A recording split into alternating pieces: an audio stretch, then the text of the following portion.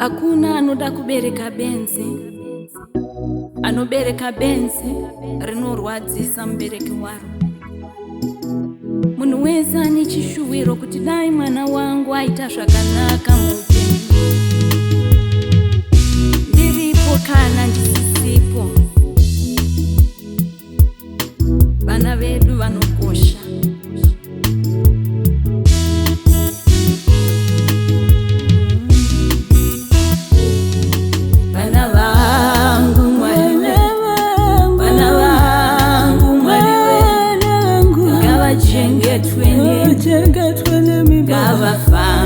Gavafambe vasazorasika.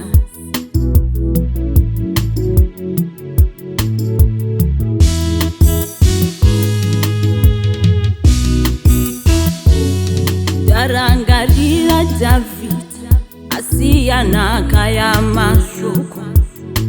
Solomoni mwanangu, usazokanganwe umwari, iye wamadzibaba ako.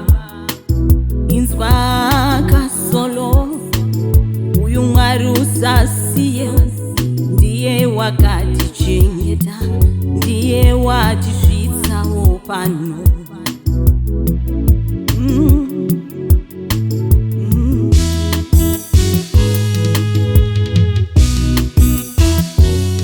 Musazobata zvinokuvadza kana kuvengana pachenyu.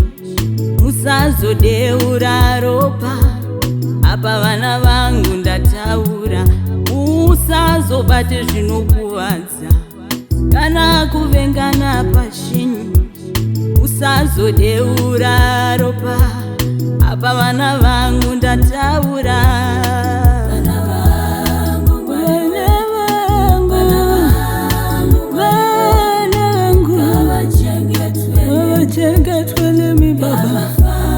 Gavafambe mwari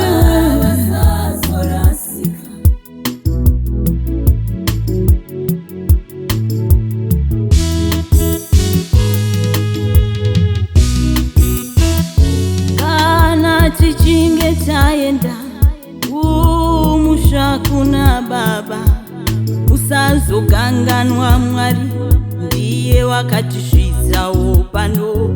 Tichinge tasiya nyika ino, purirai muchinamata mikove yedu iriko, umwe nomumwe namabasa ake. Kana tichinge tatungamira kumusha kuna mwari, usazokanganwa mwari uyu, ndiye watisvitsawo pano. Tichinge tatungamira kudenga denga, pfurire muchinamata migove yedu iriko, yavanopa mumwe nomumwe.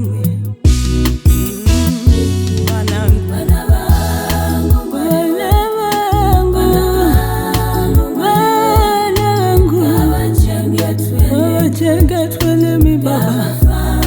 Gavafambe mwari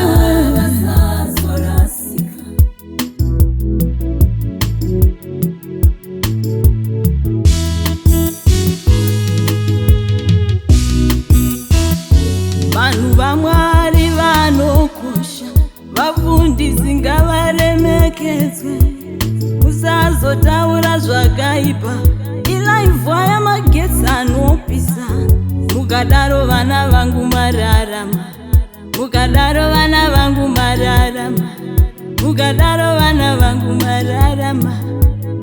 Chemera vanava, vanhu vaMwari vanokosha, vafundisi varemekedzwe. Musazotaura zvakaipa, ilaivha yamagetsi anopisa. Munotukwa naMwari, munotukwa naMwari. Mukadaro mararama, vana vangu imi.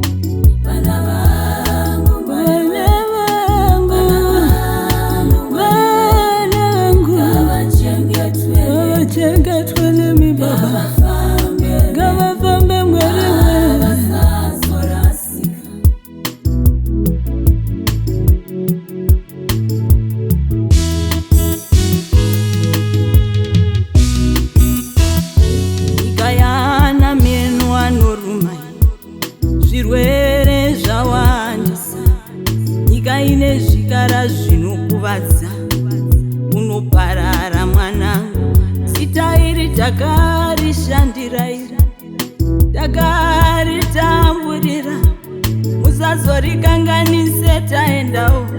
Vanangu teerai gwara, teerai gwara ratakafambawo